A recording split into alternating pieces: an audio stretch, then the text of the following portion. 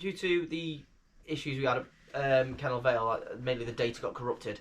Unfortunately, we've lost all that information and all that footage. So we are going to give you a quick run through of the equipment we take with us on Dartmoor, and probably our best tips for it as well. Yeah, I'm not very well, so I've currently got a cup of menthol right here, and it is currently burning Willow's eyes quite badly. So there's that. Starting with footwear. Okay, you want a good pair of socks. 100%, definitely a good pair of socks. Okay, if you have if you get any hot spots or anything like that, use zinc oxide tape. Okay, I've got some somewhere around here. He says they'll turn up. Basically, it's just a white roll of tape. Oh wait, there it is. I knew I had it somewhere. I'm very organised. Best thing ever, this. Okay, you can get it in brown, but I've noticed that comes off. You want the extra sticky stuff. Okay, footwear. I use a good hiking socks. Okay, that is a definite. Okay, trail shot socks. If you're using 1,000-mile socks as well, or double line socks as they're called, they're absolutely phenomenal. Okay, you need them because that'll just help stop blisters as well. Don't do what I did when I first started hiking and wear those thin socks that you get in multi-packs from the local shop. They do not work and you end up with bleeding blisters. Yeah. On that note as well, try and avoid cheap ones from Amazon. If you're going to buy socks from Amazon or hiking socks from Amazon, read the reviews. If they're 1 star, they're going to be 1 star for a reason. Right. Footwear, I use a Carrymore Elite. Okay, this is a mid-range boot. Comes up to my ankle, or comes past my ankle only just. Okay, and very comfortable, waterproof, breathable as well, ever so slightly. But these are my winter hiking boots. Okay, I've sank in mud in these things. As you quite clearly see, they're still quite dirty from the last hike we did, but they are fantastic. Okay, sorry, my cat's catching my eye down there. Absolutely fantastic. All right, they yeah, they do what it says on the tin. Yeah, and they weren't too bad either. They were 40 quid from Sports Direct. Very good boot. Once you've broken them in as well, really, really comfortable. Though if you're lucky like me and have size 4 or size 5 and under feet, you can shop in the kids section and their shoes are often better than the adults for a fraction of the price. Where's the wisdom? Okay, onto comfort. Multi-mat, tiny little thing, weighs literally nothing. When you sit on it, it does warm. It feels warm. Okay, it's no water gets through it, so it's aquaphobic. What the term is. Water, yeah, again runs off it. Looks like my cats have chewed it as well. Fantastic. We took these to our first video in Postbridge, and we discovered that if you just sit on them, it generally feels a bit warmer. Okay, company called Multimat. Be comfortable, sleep warm. Yeah, again, good bits of kit. Okay, phone case, waterproof phone case. First time we actually started this. If you go back to our early videos on Instagram, you see us going up Great Mist Tour, and we got absolutely piss wrapped. There is no two ways about it. We got soaked. It was raining sideways. Yeah, I ended up with water in my boots, and the only solace I had was my phone was in this Trackmates. Okay, picked it up dirt cheap. Got outdoors, wasn't it? Millets, it might have been. Any decent outdoor shop will sell them. Yeah. I think I paid a £5 for these, for 2 of them. On the subject of raining, okay, my standard go-to piece of equipment. Get the sleeves out as well. Try to punch Willow in the head. Is my Peter Storm Cool. Lightweight, waterproof, windproof. It comes with a hood and it's got a pouch on the front of it. It does go into a little net bag, so you can wrap it up and stow it for easy storage and packing as well. Okay.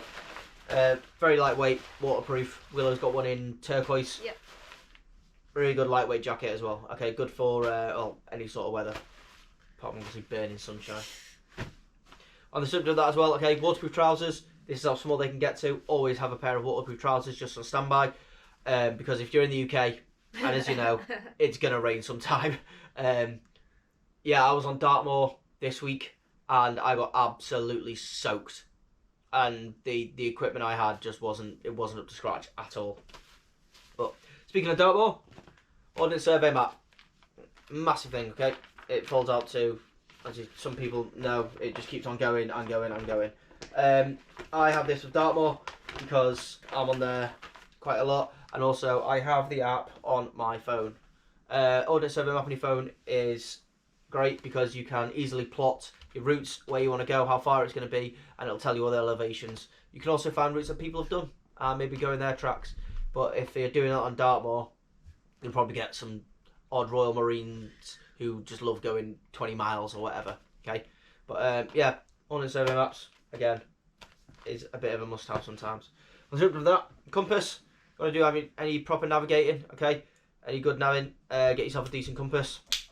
Make sure you get the scale right as well. You don't want to start using the inward lines for, you've got 1 in 20. This is a 1 in 25,000. I've also got 1 in 633, which is just a strange reading. I've got 1 in 24 miles. Okay, I use 1 in 25 standard gauge. That is the one I use. If you don't know how to use a compass, loads of videos on the internet. Towel, little microfiber towel. That's what I use. Enno, Will and I both got one of these each. Exactly as it says in the tin. Useful for wiping sweat, rain, getting your phone dry, wrapping things up in it. Again, folds into a little case like that. Really lightweight, just what you need. And I think it can go on your belt as well. That was just the design of it. It can go on your belt as well. It was on the website. Okay, go on your belt. Amazon, dirt cheap. Resident cat there. So, great thing I've got in my hand is a portable charger. Pick this up from B&M, 15 quid. Apparently it can charge 2 phones from 0 to fully charged, both of them. Yeah, that's right. I mainly use this to charge my GoPro when we're out on hikes. Willow's found the cat. That's Artemis. Very happy cat. Can hear her purring already. Okay. If you are going on long walks over days, can't recommend one of them enough. And going over days of walks, you've got head torch. Okay, I'm not gonna. There you go. Very bright. This is a USB-C rechargeable one. Cost about a tenner from Go Outdoors. That one was more expensive. Was it? There's 20 odd pounds. Okay, 20 odd quid from Go Outdoors. Always get a rechargeable one. You don't want to start looking around loads and loads of batteries in the middle of the summer just to add to that extra weight on your back. Brew kit. First things first, you need a good flask. I got this from a company called Mind. Willow and I both have got one each. So Mind's got a little lock on the front, top on it. Mind actually are a mental health charity. So if you do see any of their equipment or anything done by Mind, this flask cost a tenner. And they had hats as well. Yeah. Fibre. And they had hats as well.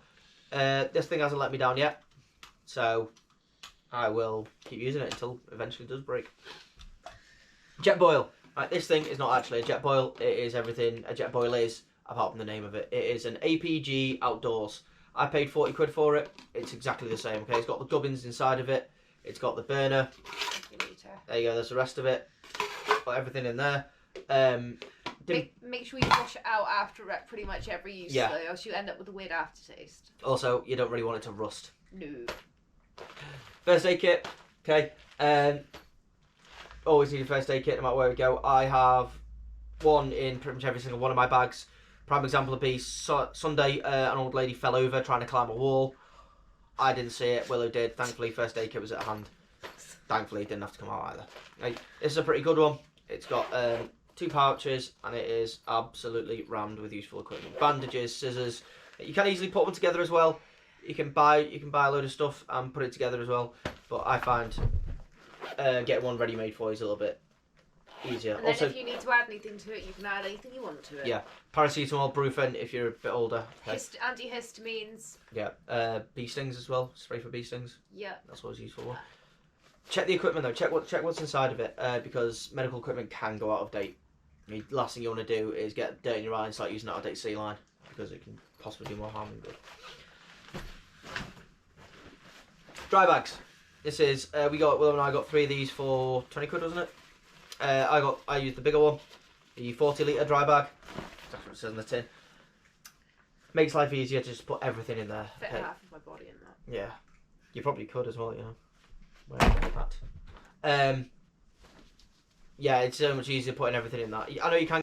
unfortunately, well aware of the continuity errors, but unfortunately it didn't record the entire video. So with my help of my wonderful assistant Willow, I am going to give you a quick chat about the bag, Nepal 65. Okay, Willow has one in red. I've managed to get myself one in blue, because goes with the job I'm in. Okay, this backpack is absolutely fantastic. All right, it's got, so the back plate, it's got straps here, 2 little straps here. It's got a padded lower back plate as well. Fantastic. All right, you can use these to adjust, obviously, how far down, yeah, how far you want the top up from the bottom, and that's so you can actually have it. It's actually really useful, even if you're someone who is quite tall. There you go, move there. Plenty of space in it as well. 65. No wonder. Okay, you can hold 65 litres of stuff. Got this today. The woman pulled up 2 pillows, so just to, obviously the pillows are there just to pop it out. Got something on my hand, probably coffee. The pillows are there just to obviously give it some size and some bulk. But in here, I've just got the shopping I did today. Okay, pockets. It's got 2 on the outside, 2 standard pockets on the outside. It's got straps for your rolling mat, your sleeping bag, or whatever at the bottom. Okay, it is. Also has 2. Yep, things. 2 straps there, so you can put if you need a walking stick as well. Very useful as always. Actually, the bottom as well. You've got a sleeping bag pouch at the bottom with water resistant liner as well, all on the outside. Okay. Obviously earlier in the video we talked about waterproof liners. By all means, highly recommend them, especially if you're breaking. Anyway, it is an absolutely lovely day, so the sun is shining through the front of our house, so I've actually got good light today instead of using the artificial light. On the top you have bungee cord, so that is going to be again for anything big really. You can put on the top of there. Fantastically useful. Maybe I wish I had one of these when I was younger. I've got one in Mulder, so it's just as good. And you have a top pouch on the top there. Right. When it comes to packing your Bergen backpack, whatever, okay, you want all the heavy stuff down at the bottom. Again, there's loads of videos online to do it, but I actually I teach people how to pack Bergens in my role in work. If you're going out, you want all your waterproof stuff right at the top. Very accessible, nice and quick. Okay, so that's the front, the top, the back. Okay, on the shoulder straps again, when you put it on, which I'll show you in a minute, how to adjust it. You've got these 2 here. Okay, you want these adjusting pretty well, and then down at the bottom, excuse me, you've got those 2 there for your arms, and you've got a waistband and a chest strap as well. Okay, so when you're putting it on, I use my wonderful assistant here. You have to pan the camera a little bit better. So I will do a wonderful assistant putting it on now. You haven't made the straps like. No, I tighten them up. Tiny things.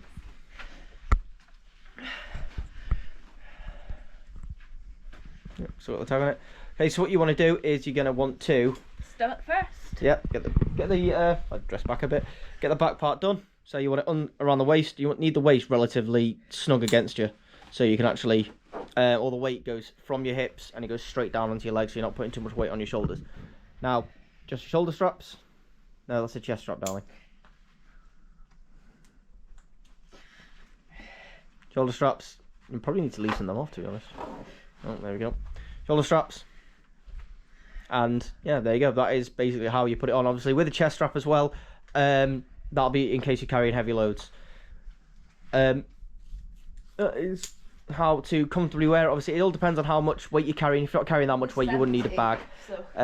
But this can usually if I'm going in and Willow's going out, we usually carry about, what, 15 kilos to feed us? Close to 20 probably with the water. Yeah, about 20 kilos. Okay, but with Patrick and Willow, thanks for watching Hiking with the Brew.